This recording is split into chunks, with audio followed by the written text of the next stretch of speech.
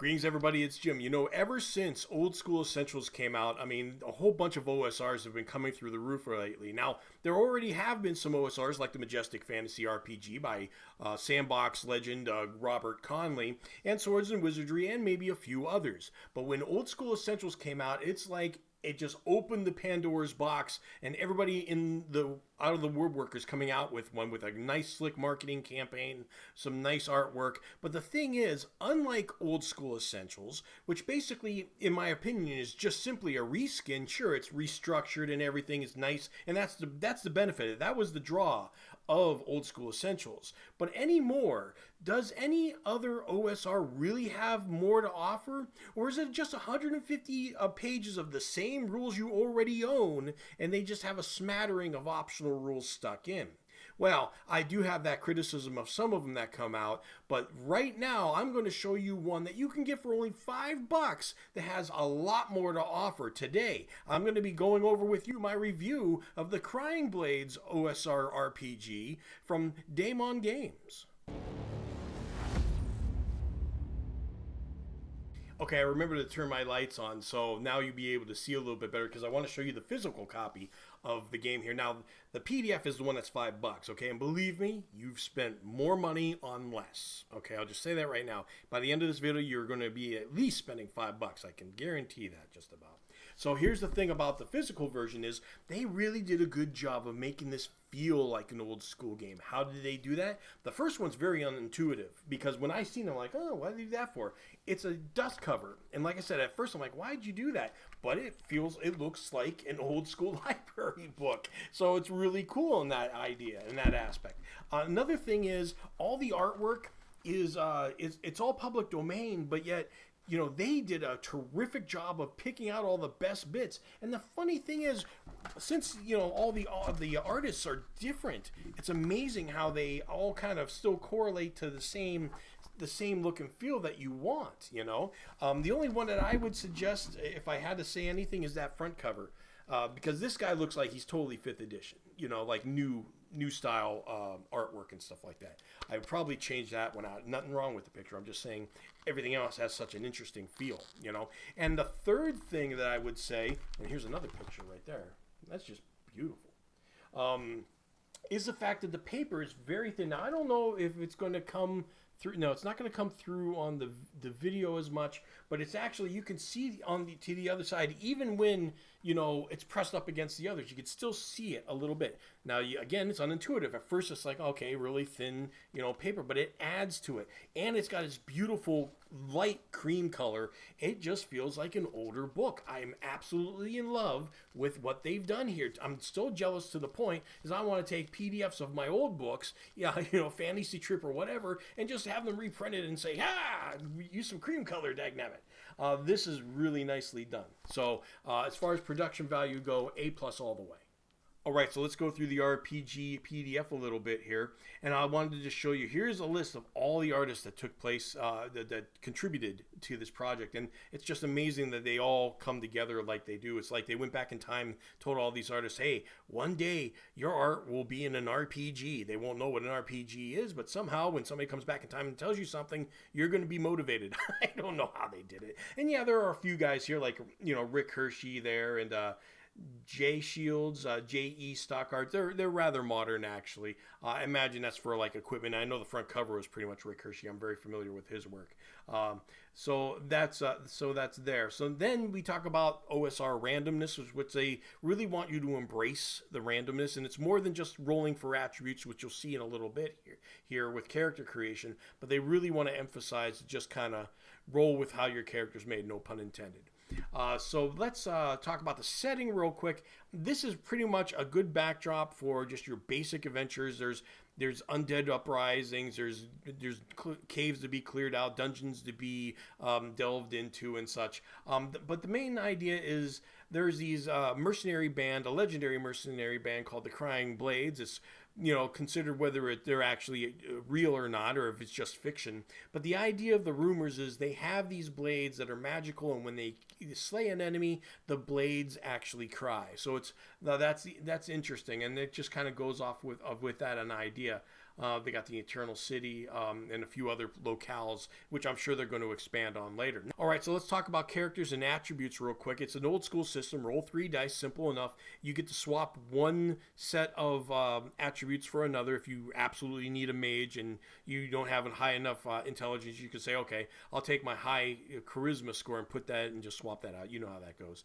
But the thing that really gets interesting is every attribute has what's called a gift score. Okay, and that gift score is equal to the lowest die rolled on your attribute roll. So if you're rolling 3, 3, 2, and you only have like an 8 in that attribute, you have 2 gift points in that attribute. If you roll 5, 5, 4 for a total of 14, that 4 being the lowest one is going to be your gift point for that attribute. So question is, what are they used for? Well, the first thing I'd like to tell you is once you use these points, they are gone, and they don't go over how you ever get them back. They don't say that you can. If you did, it'd be kind of like a level of a wish, okay, in the game. I mean, really high level stuff here, if that were to even happen. I didn't see it.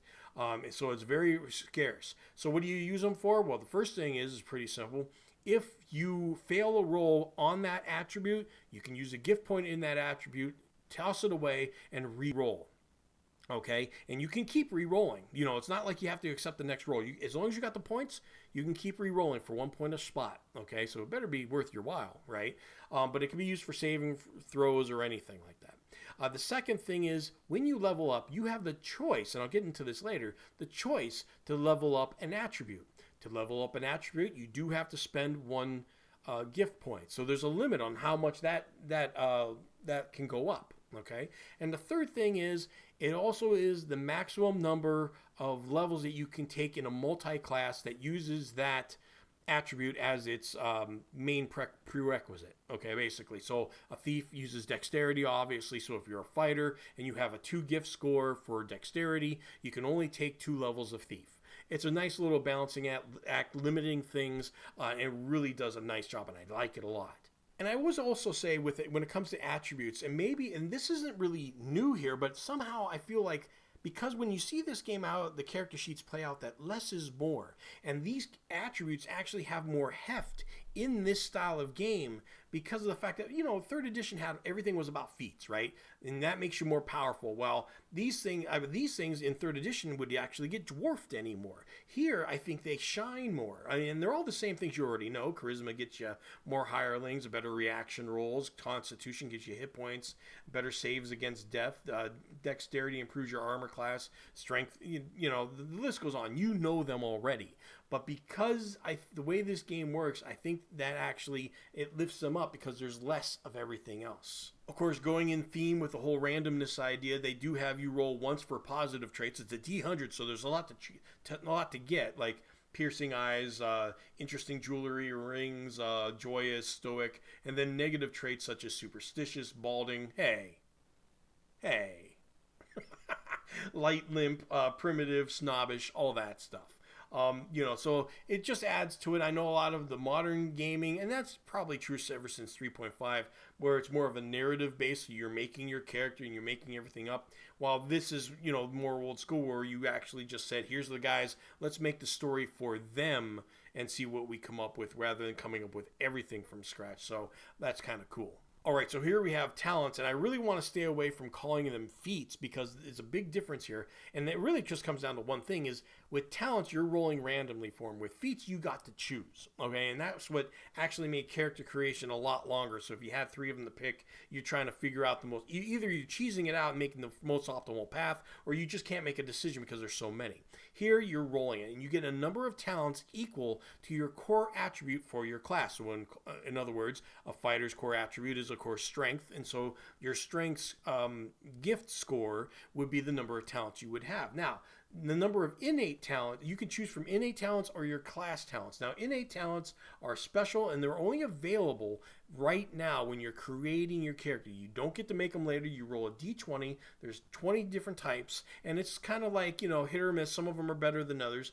But then you get to, your class talents, and it's a 1d10, okay, for your basic. Now, once you hit level 6 in any talents, you get additional talents, and there's a 1d6 Okay, so there's only 6 of them. Now, this may seem like only a small bit, but the thing is, with OSR role playing, I really feel that's good because it's just good enough. Yeah, you might get some overlap or a character ending up somewhat the same, but because you're not choosing your traits, unlike feats, because I would say if you would get actually more overlap with the same kind of characters by playing feats, because I can remember in 3rd edition, I don't think I ever had a fighter that did not have cleave. I just didn't, So this swaps it up, and the fact that this isn't until level 6 that you get one of these additional talents. Well, remember, this is OSR. That getting up to level 6 is kind of a big deal, okay? And we're going to talk more about making your character in just a little bit. I mean, leveling up your character in a little bit that actually changes things up quite substantially.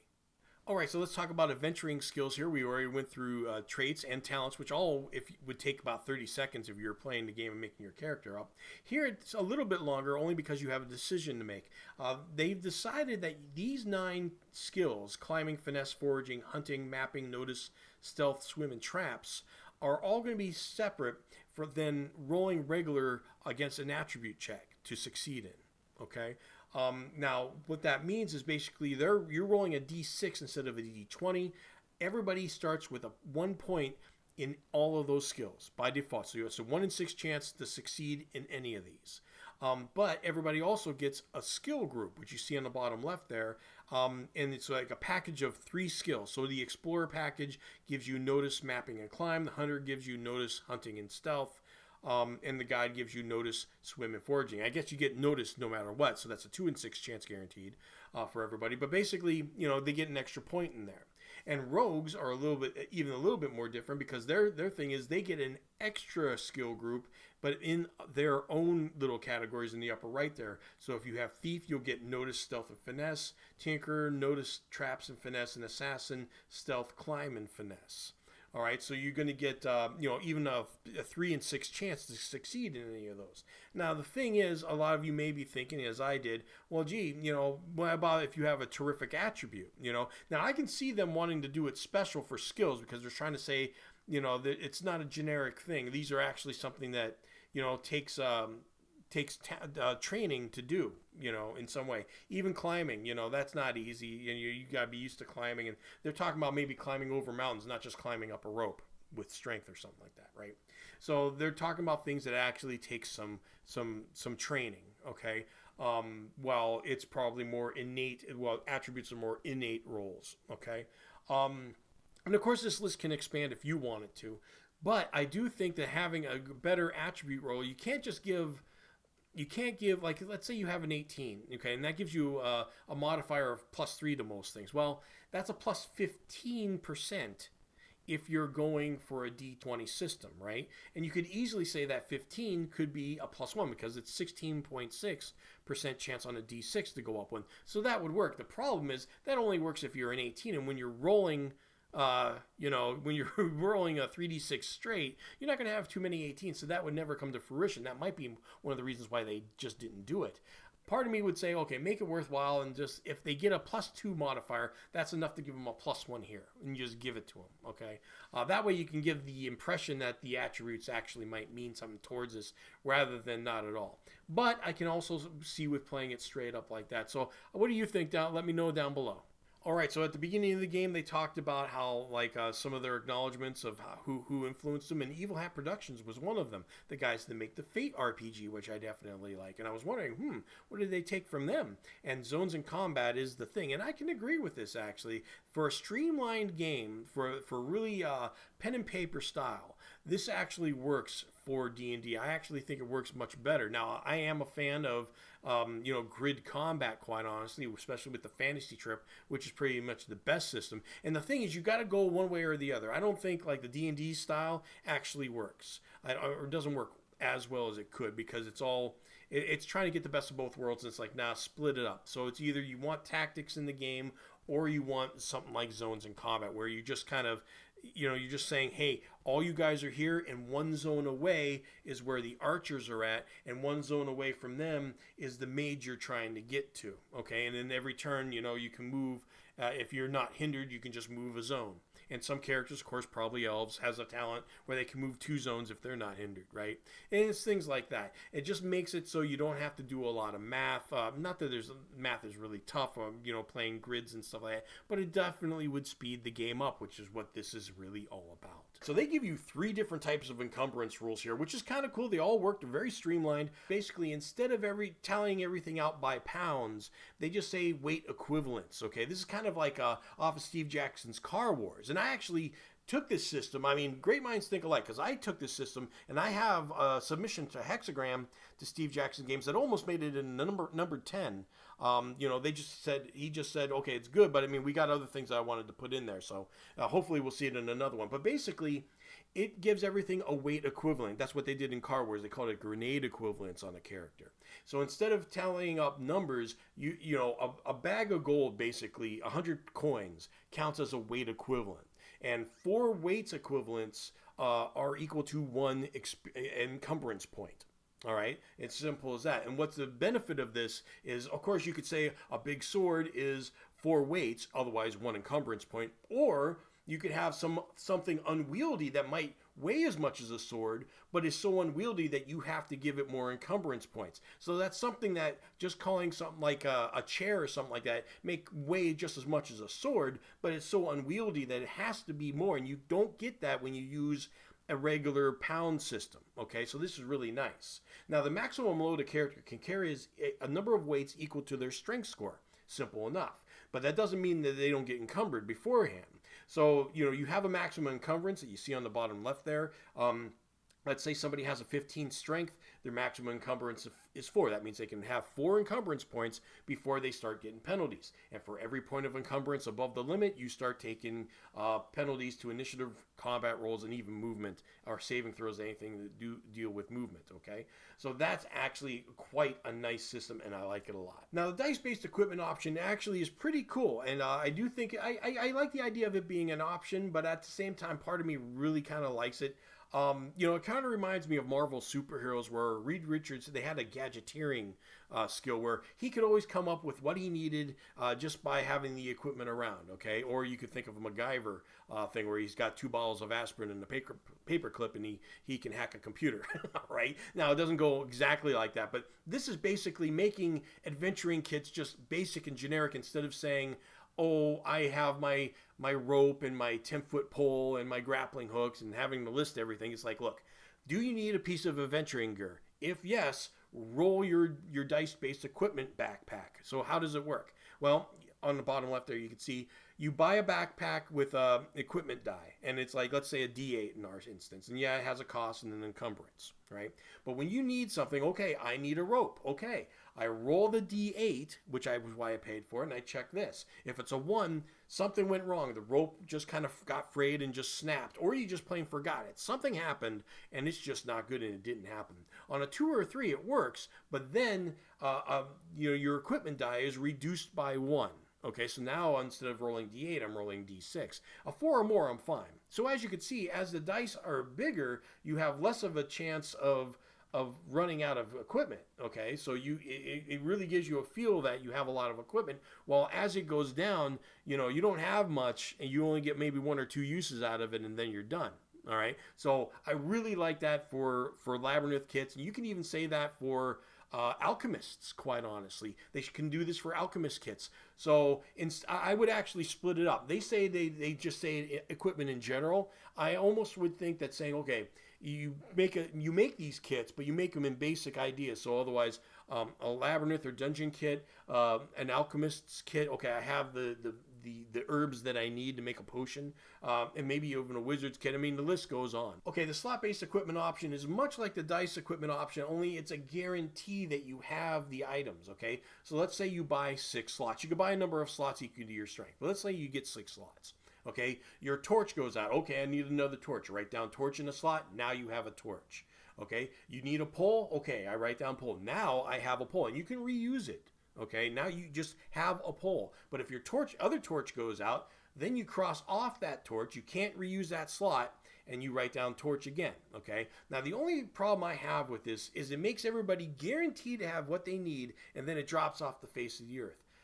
as opposed to the dice-based system where it's more intermittent. You know, you can fail sometimes, you can pass the other times. So it kind of gives you the feel of, oh, you forgot to bring something or you just didn't have what you need. Here, it's always guaranteed until it drops off. And that's the only thing I'd say about that. All right, so let's talk about levels and experience points now. Well, this is actually pretty cool. Now, experience points itself, you know, it's pretty standard, actually. You gain treasure, you get experience points. But defeating monsters is quite streamlined. It's just based simply off the enemy's hit die, and you get this reward.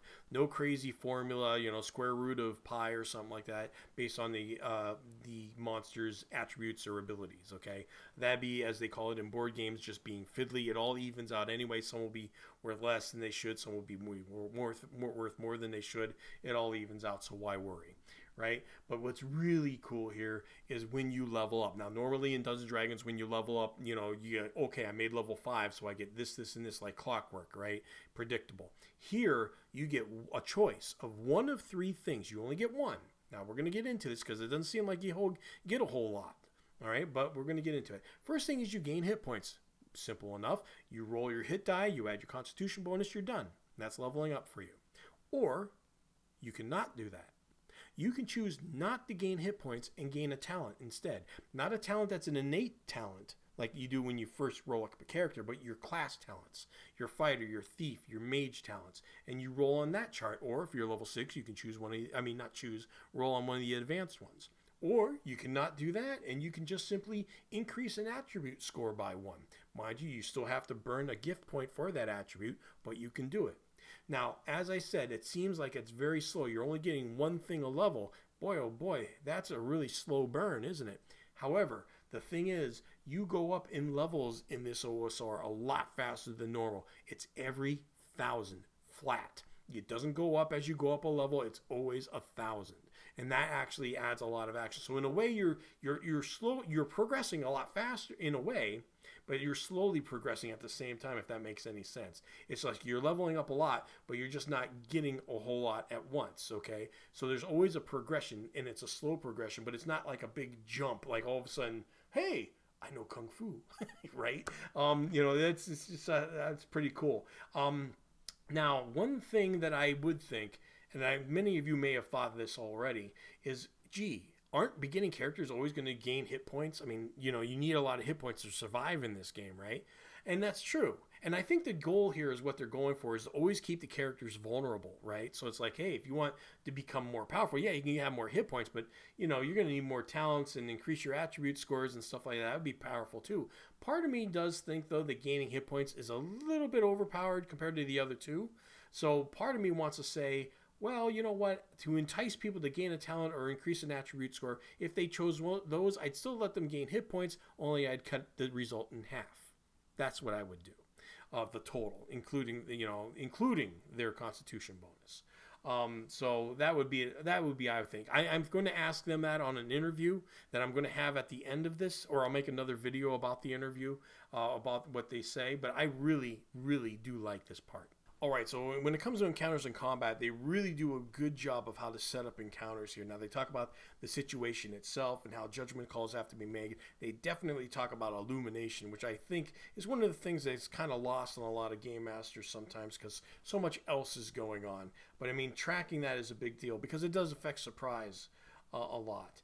Now, one of the things that I definitely like here is also how they roll for random encounters. Okay, and there's 2 things about this, and just encounters in general.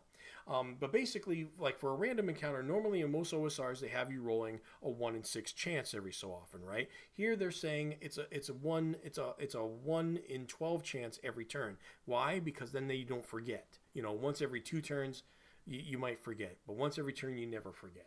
So what you do is you roll a d12 for the encounter. If it's a 1, the encounter will happen. You can ignore all the other dice, but if it does happen, then you've already rolled a d6 to find out what kind of surprise there is and the light there is in the encounter.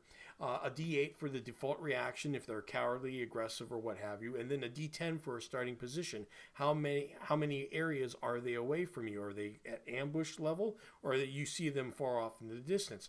And this isn't just for random encounters, I can see this for basic encounters. Like, let's say they go into a room and you know there's an encounter. Of course, you don't have to roll the d12, but you can just roll everything else, you know? I mean, is it the beginning of the daytime? Do they have lights and stuff like that? What's their default reaction and starting position? And are they further away? Even if it's a small room, you can still say for the starting position, are they at the far end of the room or are they right up at the door? Did they hear you? Something like that.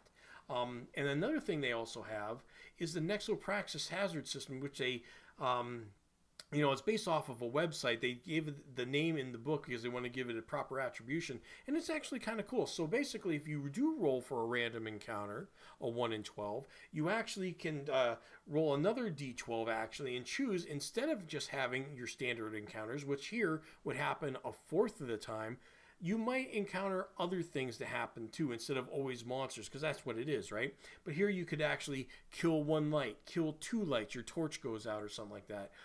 You fatigue, or you all feel like your spell a spell that you had to bless everybody goes out or something like that, or everybody's hungry and has to eat a ration. Things like this are actually pretty cool, because instead of just doing time, it kind of randomizes a few things. And they are problems if you're running out of food and water and stuff, or you're just tired, you have to rest, or you guys are all going to take a hit point of damage. I mean, things like that are actually pretty cool, other than just going up against monsters all the time. All right, dig this. Now, any system that's going to use zones over a grid for the purposes of streamlining is definitely going to have some streamlining in their combat system, and they definitely do here. I have to do a little bit more experimentation, not to see it if it works. It definitely works, but I wonder how much off the track it is from regular Dungeons and Dragons. That's what I'm curious about, but this works. Dig this. It's a single roll system. So basically, you're up against an orc. You roll the 20-sided die, you add all your modifiers, and all the modifiers are there for other circumstances and all that, flanking and whatnot. But you roll plus your modifiers, and if it's higher than the monster's AC, you hit. Simple enough. Standard even, right? However, you're going to use that same die roll, unmodified, and if it is equal or lower than the monster's hit dice plus 10, then they hit you. So one die roll figures it both out. So and it could be any result. You could both hit each other. You can not hit each other. You can hit them. They can hit you. It's actually pretty cool. Okay, it wouldn't be an OSR if we didn't talk about death of a character, and I like how they do it here. It's pretty simple, actually. When characters are reduced to 0 hit points or less, it doesn't say or less, but I think they mean that here. There's a limit to that, which we'll get into a second, but when they're reduced to 0 or less, they're mortally wounded and unconscious, and they're going to die in 1d6 rounds plus their level, unless somebody heals them properly to at least 1 hit point. Not 0, 1 hit point. Okay. Now, the negative score, they can go negative, but they can't go too far. If they go equal or more than their class hit dice, they're sudden death. They're just dead. Okay, so -8 is sudden death for a fighter, -6 for a cleric or a rogue, and -4 for a sorcerer. So they get a little bit of a padding there. And I like how they say they go unconscious. Yeah, they're mortally wounded, but if they're reduced to 0 or less, I always found it weird when games say, okay, if they're at 0, they're unconscious. Like, it's such a small window. You know, you would think they might fall unconscious like at 3 hit points or less, or they would have to make a strength check or a constitution roll or something like that. So I always found that kind of interesting. But I like how they do it. They just ignore the unconscious thing altogether, other than the fact that they're mortally wounded and dying. I'm just talking straight unconscious there. But I definitely like how they do it. It's straight up with what an OSR should be. Okay, so you might notice that I didn't go over magic or blessings here, and that's because there's not much to go over right now, because that's going to come in another book. Now, there are spells in here for both magic users and clerics, but they're only level 1 spells, and it's a random roll, like 1 to 10, just like the talents are, okay? And it may seem a little weird that they released this book without the other book, so you can level up your magic users, and another book to have some monsters even. You're still going to have to use Dungeons & Dragons to some degree to use this at all. But I understand why they put this out right now, and even put a $5 price tag on it, because they want to get feedback, and quite honestly, if you put $5 into it, chances are you're going to at least look at it. If you give away something for free, people don't value it. So $5 enough to wet your whistle, get involved, and then look through it, and then say, oh, okay, hey, I found this mistake, or this doesn't work as well, and stuff, and maybe they'll get some feedback. Because I think if you see this like I see this, you're going to see a lot of potential for this little role-playing edition, which I really believe is this an OSR that offers something different than everybody else. Everybody else just gives you a handful. These guys give you a truckload. And that is my review of the Crying Blades role-playing game. I hope to see more of it, and I'll check you all next video.